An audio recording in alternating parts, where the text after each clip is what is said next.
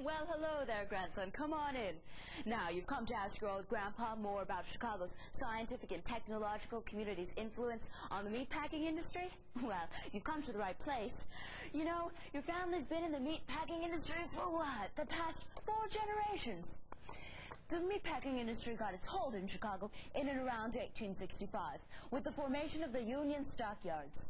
It was the collaboration of the 4 major meatpackers to form a railway station of sorts where every train that stopped in Chicago stopped in the Section 5 stockyards. Next to the Section 5 stockyards was the back of the yards where tens of thousands of immigrant workers lived. Polacks, Slovaks, Lithuanians, Irish and German. You know, your great-great-grandpa Stasha and your great-great-grandma Anna came to this region in around the late 19th century. Upton Sinclair best described their welcome to the New World, as well as the welcome of thousands of other immigrants best in his book, The Jungle. Let me see now, I've got it right here. Ah, yes, here we are now. Upton Sinclair, 1905. Ah, yes, here is where I've written it. It was now no longer something far off and faint that you caught in whiffs. Now you could literally taste it as well as smell it. You could take hold of it almost and examine it at your leisure. They were divided in their opinions of it. It was an elemental odor, really. It was raw and crude. It was rich, almost rancid, sensual and strong. There were those intoxicated, and there were those who put their handkerchiefs to their faces. But the new immigrants were still experiencing it, lost in wonder, when all of a sudden the train came to a halt, the door flung open, and a voice shouted out, "Stockyards!" Oh, Kariana, hurry. Oh, can you imagine what a land of opportunity? Oh, with these hands, I shall build a new life for us. I got good job working in the meatpacking industry, yes, I work 12-hour days and no vacations. It is tough work, yes, but I do it for Anna and baby. It is dirty work, too, you know. There's such dirt on the windows you could barely see what you're doing. There's so much blood and guts on the floor, men are always slipping, and there's plenty to slip on. And there's not running water or toilets or anything like that, and there's always plenty of alcohol. But as I said, I do it for Anna and baby. And I can still remember one December day. We could only work between November and March, otherwise meat would spoil. I was pulling the biggest pig I'd ever seen, I was pulling and I was pulling across the floor with all my might, and somehow I slipped. My stash. What shall I do without my stash? That is the story that they told me when they found him lying in boiling vat filled with scalding hot pickle juice. That is what they tell me. If he had broken a hand or a leg like so many others, we would be fine, but dead. And for what? 15 cents an hour? 15 cents an hour ain't nothing to be sick or to live on. And it is those factories. They have us working in filth, and they have us living in filth. There is blood and guts lining the streets, and there is so much smog in there I can barely breathe. And how can the meat be safe? The woman I work for, she says it is not so. She says she has seen the dirty meat. I cannot go on like this. We cannot go on.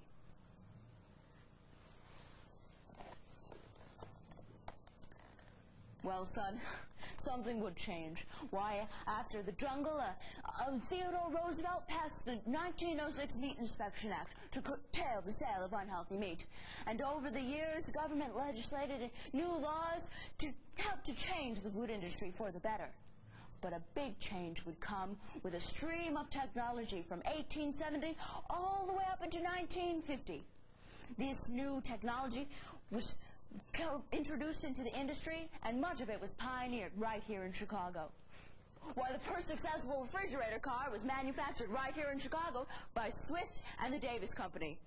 That alone created a railway system of refrigeration, bringing fresh food year-round to Americans from the Pacific to the Atlantic. It revolutionized the way Americans lived and did business.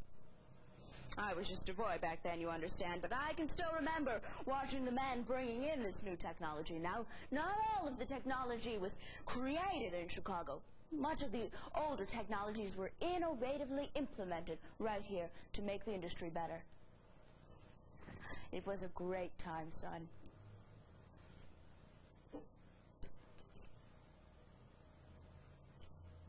You want to know what I've done? Hey, you want to know what these hands done? I'll tell you. I started working in the stockyards in 1872. It was guys like me who put the nuts and bolts into the new technology. It was our unions who helped to found the leadership for better wages and for better working conditions. That's what we've done. I was one of those guys who put in the first hog scrapers, little razors on springs. It revolutionized the industry, could spit out 6 hogs a minute, changed the pace at which the whole industry worked across America. And I helped bring in the first rails into the stockyards, keeping the meat off the floor less. I helped bring in the first steel piping, bringing in fresh water into the stockyards, taking out the sewage out of the back of the yards. And you remember that thing by Mr. Turner, where we use steel piping in the stockyards to take the smog out of the back of the yards and pump it back into the boiler rooms of the stockyards. That's the kind of stuff I've done. And I was there bringing in the electrical lighting into the stockyards, and I was the one who helped put the nuts and bolts into the first successful refrigerator cars, changing the way our kids live today. That's what I've done. That's what these hands have done. I'm Mr. Technology. Hey, Joe, let's have another round on me.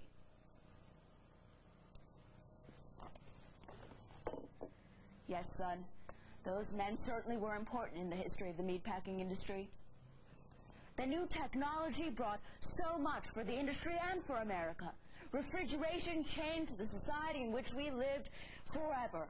And the new technology, coupled with union leadership and government legislation, created safer working conditions, better wages, and helped little by little to clean up the cities. But there was still the problem of bacteria and filth. And again, something revolutionary would come right here in Chicago to change all that. Why, in 1929, a Chicago Meatpacker, in association with the University of Chicago, founded the American Meatpackers Foundation. It was a community of scientists and bacteriologists and chemists set together to answer the questions and concerns of thousands of meatpackers across the nation. They answered questions on deherring and spoiled meat and discolored meat. Now, I happen to think their most important work was with salmonella contamination in the early 1960s. The man who led this fight against bacteria was a Mr. Well, it's on the tip of my... Hello, sir. C.F. Niven here. Just here to run a couple of tests around your plant to find prime points of contamination for meat. Roger, will you run some swab tests over there on that cutting board? Thank you. I hope you've been following all of the Foundation's regulations regarding the processing of meat. 15 minutes at 180 degrees Fahrenheit? No more, no less. Very good. Now, we've been finding that even after the heating process, meat is still being contaminated. Why, yes, from dust on your overhead beams and on your walls. I hope you follow all of the Foundation's regulations regarding the safe storage of meat. That's it. C.F. Niven, yes. Well, your old grandpa ain't as bad as you thought he was, huh? Yes. You know, the AMF provided America and the meatpacking industry with information that only science could have given them, son. That information helped them clean up their factories and, most of all, clean up their meat. Now, the stockyards closed in Chicago in 1970, but the standards helped set by Chicago and its meatpacking industry for safer and purer food are still being upheld today.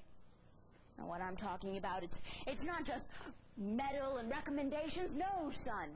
It's human innovation and invention, making the lives of Americans and their descendants better.